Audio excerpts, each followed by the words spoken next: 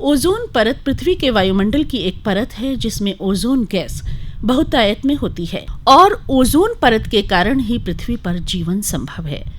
ये परत या लेयर सूर्य से निकलने वाली उच्च आवृत्ति की अल्ट्रावायलेट रेज को 93 से 99% तक अवशोषित कर लेती है, यानी सोख लेती है। ये अल्ट्रावायलेट रेज अत्यंत हानिकारक होती हैं। पृथ्वी के वायुमंडल के 91% तक ओजोन इस परत में ही मौजूद रहती है। ये खासकर स्ट्रेटोस्फीयर के निचले भाग में पृथ्वी की सतह के ऊपर लगभग 10 किलोमीटर से 50 किलोमीटर की दूरी तक स्थित है। हालांकि इस परत की मोटाई मौसम और भौगोलिक दृष्टि से बदलती रहती है। ओजोन की परत की खोज सन 1913 में फ्रांस के भौतिक वैज्ञानिक फेवरी चार्ल्स और हेनरी बुसाने ने की थी। इससे पहले जब वैज्ञानिकों ने सूर्य से आने वाले प्रकाश का स्पेक्ट्रम देखा तो उन्होंने ये पाया कि कुछ काले रंग के हिस्से थे प्रकाश में और 310 नैनोमीटर से कम वेवलेंथ का कोई भी रेडिएशन सूर्य से धरती तक नहीं आ रहा था। और इसी अध्ययन से वैज्ञानिक इस निष्कर्ष पर पहुंचे कि कोई तत्व अवश्य ही अल्ट्रावायलेट रेज को अवशोषित कर रहा है, यानी कि सोख रहा है, जिससे कि स्पेक्ट्रम में काला क्षेत्र बन रहा है और अल्ट्रावायलेट हिस्से में कोई भी रेडिएशन दिखाई नहीं दे रहा है।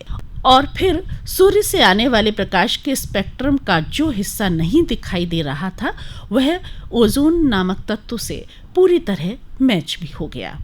और तब वैज्ञानिक इस निष्कर्ष पर पहुंचे कि ओजोन ही वह तत्व है जो वायुमंडल में अल्ट्रावायलेट किरणों को अवशोषित कर रहा है। इसके बाद ब्रिटेन के मौसम विज्ञानी GMB डोप्सन ने एक प्रयोग किया। उन्होंने एक सरल स्पेक्ट्रोमीटर विकसित किया जो स्ट्रेटोस्फेरिक ओजोन को पृथ्वी के तल से नाप सकता था। सन 1928 से 1958 के बीच डोप्सन ने सारे विश्व में ओजोन निगरानी केंद्रों का एक नेटवर्क तैयार किया और डोप्सन के ही सम्मान में ओजोन की मात्रा मापने की यूनिट डोप्सन रखी गई। अगर गैस के रूप में बात करें तो ओजोन गैस में एक स्मेल होती है और ये हल्के नीले रंग की होती है। ओजोन परत या लेयर में ओजोन गैस की मात्रा अधिक पाई जाती है। ओजोन ऑक्सीजन का ही एक प्रकार है। इसका फॉर्मूला होता है O3। ऑक्सीजन के जब 3 परमाणु जुड़ते हैं तो ओजोन परत बनाते हैं। क्योंकि ओजोन हानिकारक अल्ट्रावायलेट रेज को अवशोषित करती है, इसलिए हमें जागरूक होना होगा कि ओजोन परत को नुकसान ना पहुंचे। बढ़ते प्रदूषण से ओजोन परत में छेद हो जाते हैं और इसे नुकसान पहुंचता है। ओजोन परत के अलावा ओजोन की कुछ मात्रा निचले वायुमंडल में भी पाई जाती है, जहां ये हानिकारक होती है। निचले वायुमंडल में ओजोन की मात्रा बढ़ने का कारण औद्योगिक प्रदूषण है। निचले वायुमंडल में ये गैस हमारे फेफड़ों, शरीर और पेड़ पौधों को नुकसान पहुंचाती है।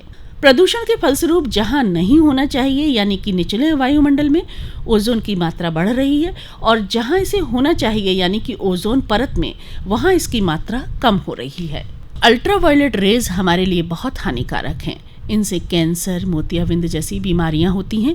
पेड़ पौधों को भी ये किरणें नुकसान पहुंचाती हैं। पिछले कई दशकों से शोधकर्ता ओजोन परत पर अध्ययन कर रहे हैं। इन्हीं अध्ययनों से ये पता चला कि वायुमंडल में ओजोन की मात्रा धीरे धीरे कम हो रही है। ओजोन परत को नुकसान पहुंचने की जानकारी सबसे पहले सन 1960 में हुई। वैज्ञानिकों ने यह भी पता लगाया कि अंटार्कटिका महाद्वीप के ऊपर ओजोन लेयर में एक छेद हो गया है। शुरुआत में किसी ने इसे गंभीरता से नहीं लिया, लेकिन जब हर साल ये छेद बढ़ने लगा तो वैज्ञानिक चिंतित हुए। वैज्ञानिकों ने पता लगाया कि हर साल 0.5% ओजोन की मात्रा कम होती जा रही है और अब ओजोन परत में छेदों की संख्या भी बढ़ रही है लगातार। ओजोन परत को नुकसान पहुंचाने वाले हम मानव ही हैं।